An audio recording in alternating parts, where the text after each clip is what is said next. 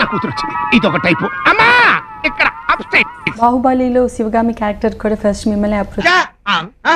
ఏంటమ్మా మళ్ళీ ఆ కోతకుయి? బాహుబలిలో శివగామి క్యారెక్టర్ కూడా ఫస్ట్ మిమ్మల్ని అప్రోచ్ చేయారని విన్నాం, నిజమేనా? నీ బొందరా నీ బొంద. అవును.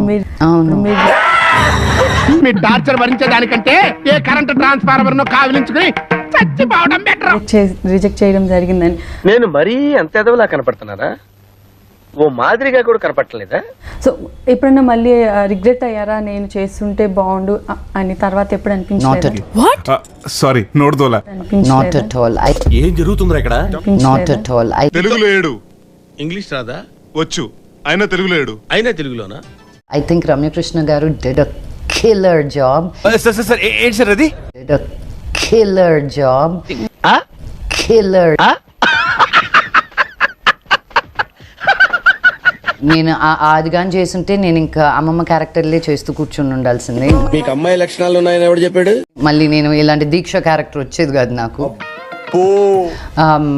నేను అన్నాను రాజమౌళి గారికి, అది రావడమే నేను బాహుబలి చేసినట్టు ఫీల్ అయిపోయాను. నేను